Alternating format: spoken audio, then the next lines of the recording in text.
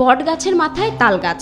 শুনতে অদ্ভুত মনে হলেও এই তাল গাছ আর বটের গাছ নিয়ে রীতিমতো হইচই পড়ে গেছে পুরো চাঁপাইনবাবগঞ্জে। আজকে পেয়েছি এই বটের গাছটা জন্ম, তারপরে শুনি মাঝে মধ্যে যে এখানে ভূতের আবির্ভাব আছে। গাছের বয়স অনেক, আমার মনে হয় এই গাছের বয়স 100-এর বেশি হয়ে যাবে। চাঁপাইনবাবগঞ্জের নাচর উপজেলার উজিরপুর পাইকড়া গ্রামের এই গাছ দুটিকে ঘিরে রয়েছে নানা ধরনের জনশ্রুতি। গাছটিতে জিন রয়েছে বলে পাশের রেল লাইনে ট্রেন চললেও গাছের পাশে এসে দাঁড়িয়ে যেত ট্রেন। ট্রেন আসতো, যেটা সিটি না মারলে পার হইতে পারতো না, এমন ভয়ঙ্কর এই জায়গাটা। সিটি মারলে গাড়িটা পার হইতো, সিটি না মারলে বন্ধ হয়ে যেত। লাগে বলে ট্রেনও থামাইতো, ট্রেনে ঠাইলে সিটি বাজে, ট্রেন সিটি না বাজলে ট্রেন যাইতে পারতাম না। এটা আমরা আমার দাদারা গল্প করতে আমরা শুনেছি, এলাই শোনা আমাদের গল্প। রাত্রে এখান থেকে গেলেও লোকজন ভয় খাওয়ায় ডরে, যে বলছে যে গাছ ভাঙছে, এটা বাস্তবিক।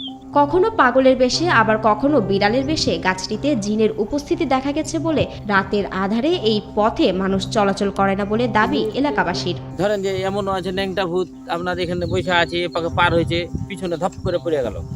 আমরা এই যাওয়ার এই রাস্তা দিয়ে করলে হঠাৎ দেখেন যে একটা বিলাই হয়ে চলে এলো, রাস্তার পাশ দিয়ে চলে পার হয়ে চলে এলো রাস্তায় হাঁটা। আমার জমি এখানে, আমি এখানে 24 ঘন্টা, এই যে ওইটাই আমের পাশেই জমি আমার। এই যে তালের গাছ এখানে আছে, যেটা এই গাছটা হচ্ছে বহুদিনের, আমার দাদার আমল থেকেই ধরেন যে করে দেখা যায়।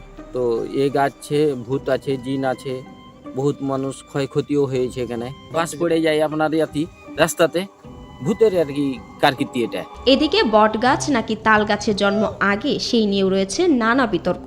কেউ বলেন বট গাছের ওপর যে তাল গাছটি রয়েছে তার জন্ম বট গাছের আগে, আবার কেউ বলেন শতবর্ষী তাল গাছটির চারপাশ ঘিরে জন্মেছে বট গাছ। আমার দাদর আমলে শুনেছি আমরা যে গাছ বহুত দিন থেকে আছে, এই গাছে বহুত কিছু হয়েছিল আগে, মানুষ বলেছে, শুনেছি আমরা, আমার দাদারা গল্প করতে, আমরা এটুকুই জানি।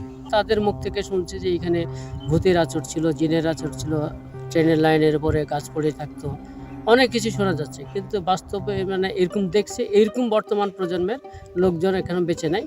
তবে এখন ওই সব লোকগুলো আর বেঁচে নেয়, বেঁচে থাকলে হয়তো আমরা বাস্তব জিনিসগুলো তাদের মুখ থেকে জানতে পারতাম। তবে গাছটি ঘিরে জিন ভূতের কথা শোনা গেলেও আগের মানুষ জীবিত না থাকায় গাছটির আসল রহস্য এখনো অজানাই রয়েছে বলে জানান স্থানীয়রা।